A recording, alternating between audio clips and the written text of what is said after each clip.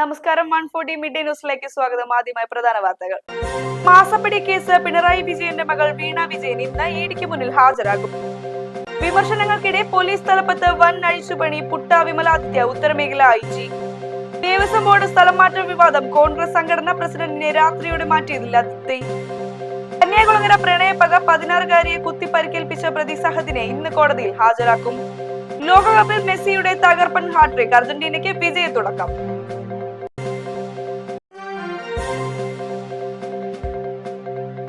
വാർത്തകൾ വിശദമായി.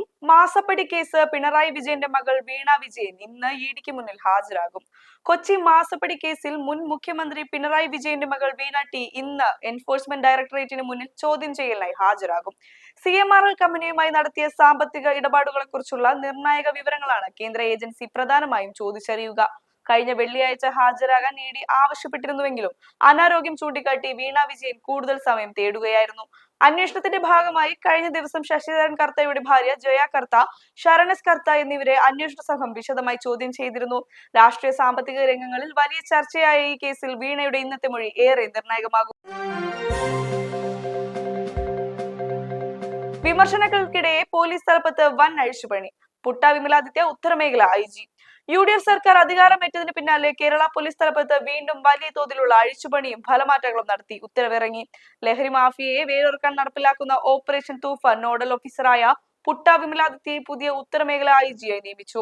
ഒപ്പം സതീഷ് ബിനോയെ ആഭ്യന്തര സുരക്ഷാ വിഭാഗം IG ആയും K കാർത്തിക്കിനെ കണ്ണൂർ റേഞ്ച് DIG ആയും നിയമിച്ചിട്ടുണ്ട്. തൃശൂർ റേഞ്ച് DIG IT നാരായണയെയും തിരുവനന്തപുരം DCP ഷഹൻഷാ KSനെയും നിയമിച്ച ഉത്തരവായിട്ടുണ്ട്. അതേസമയം ഈ IPS നിയമനങ്ങളിലെ അഴിച്ചുപണിയിൽ DGPക്ക് ആഭ്യന്തരമന്ത്രിയോട് അതൃപ്തിയുണ്ടെന്നാണ് പുറത്തുവരുന്ന സൂചനകൾ. ദേവസ്വം ബോർഡ് സ്ഥലമാറ്റ വിവാദം. കോൺഗ്രസ് സംഘടനാ പ്രസിഡന്റിനെ രാത്രിയോടെ മാറ്റിയതിൽ അതൃപ്തി. തിരുവിതാംകൂർ ദേവസ്വം ബോർഡിലെ ഉദ്യോഗസ്ഥരുടെ സ്ഥലം മാറ്റവുമായി ബന്ധപ്പെട്ട തർക്കങ്ങളും വിവാദങ്ങളും കൂടുതൽ രൂക്ഷമാകുന്നു. കോൺഗ്രസ് അനുകൂല സംഘടനയായ ദേവസ്വം എംപ്ലോയീസ് ഫ്രണ്ടിന്റെ പ്രസിഡന്റ് PR ശ്രീശങ്കറിനെ രാത്രിയോടെ ഹെഡ് ഓഫീസിൽ നിന്നും മാറ്റിയ ബോർഡ് നടപടിയിൽ കോൺഗ്രസ് നേതൃത്വത്തിൽ അമർഷം പുകയുകയാണ്. ശബരിമല സ്വർണ്ണക്കൊള്ള കേസിൽ ആരോപണ വിധേയരായ ഉദ്യോഗസ്ഥർക്ക് ഉന്നത പദവി നൽകിയതടക്കമുള്ള ട്രാൻസ്ഫർ ലിസ്റ്റിനെതിരെ ദേവസ്വം മന്ത്രി K മുരളീധരൻ ബോർഡിനെ നേരത്തെ അതൃപ്തി അറിയിച്ചിരുന്നു.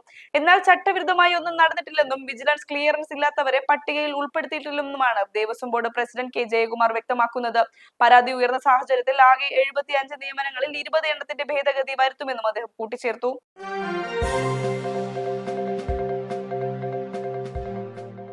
കന്യാകുളങ്ങര പ്രണയപ്പക 16-കാരിയെ കുത്തിപ്പരിക്കേൽപ്പിച്ച പ്രതി സഹദിനെ ഇന്ന് കോടതിയിൽ ഹാജരാക്കും. തിരുവനന്തപുരം കന്യാകുളങ്ങരയിൽ പ്രണയാഭ്യർത്ഥന നിരസിച്ചതിന് +2 വിദ്യാർത്ഥിനെ കുത്തിക്കൊലപ്പെടുത്താൻ ശ്രമിച്ച പ്രതിയെ ഇന്ന് കോടതിയിൽ ഹാജരാക്കും. പനവൂർ സ്വദേശിയായ സഹദ് 21 എന്ന യുവാവാണ് വീടിന് സമീപത്ത് വെച്ച് 17 വയസ്സുകാരിയെ ക്രൂരമായി ആക്രമിച്ചത്. വീട്ടിൽ നിന്ന് പുസ്തകം വാങ്ങാനായി പുറത്തേക്കിറങ്ങിയ പെൺകുട്ടിയെ ആളൊഴിഞ്ഞ പ്രദേശത്ത് വെച്ച് പ്രതി കുത്തി വീഴ്ത്തുകയായിരുന്നു. ആക്രമണത്തിന് ശേഷം കണിയാപുരത്ത് കാർ ഉപേക്ഷിച്ച് ബന്ധുവിനൊപ്പം രക്ഷപ്പെടാൻ ശ്രമിക്കുന്നതിനിടെ വട്ടപ്പാറ പോലീസാണ് പ്രതിയെ പിടികൂടിയത്. മുഖത്തും കഴുത്തിനും ഗുരുതരമായി പരിക്കേറ്റ പെൺകുട്ടി നിലവിൽ തിരുവനന്തപുരം മെഡിക്കൽ കോളേജിൽ ചികിത്സയിലാണ്. ലോകകപ്പിൽ മെസ്സിയുടെ തകർപ്പൻ ഹാട്രിക്. അർജന്റീനയ്ക്ക് വിജയത്തുടക്കം. ഫിഫ ലോകകപ്പിലെ തങ്ങളുടെ ആദ്യ പോരാട്ടത്തിൽ അൾജീരിയയെ എതിരില്ലാതെ 3 ഗോളുകൾക്ക് തകർത്ത് നിലവിലെ ചാമ്പ്യന്മാരായ അർജന്റീന മിന്നും ജയം സ്വന്തമാക്കി.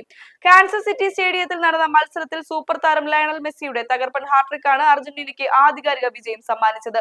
മത്സരത്തിന്റെ 17-ാം മിനിറ്റിൽ റോഡ്രിഗോ ഡി പോളിന്റെ അസിസ്റ്റിൽ ആദ്യ ഗോൾ നേടിയ മെസ്സി 60-76 മിനിറ്റുകളിലാണ് മറ്റു ഗോളുകൾ പൂർത്തിയാക്കിയത്. ഈ പ്രകടനത്തോടെ ലോകകപ്പ് ചരിത്രത്തിന്റെ തന്റെ ആദ്യ ഹാട്രിക് കുറിച്ച താരം ടൂർണമെന്റിലെ എക്കാലത്തെയും മികച്ച ഗോൾ വേട്ടക്കാരനായ മിറോസ്ലാവ് ക്ലോസയുടെ 16 ഗോളുകളുടെ റെക്കോർഡിനൊപ്പം എത്തി. അർജന്റീന ജേഴ്സിയിൽ മെസ്സിയുടെ ആകെ ഗോളുകളുടെ എണ്ണം ഇതോടെ 120 ആയി ഉയർന്നു.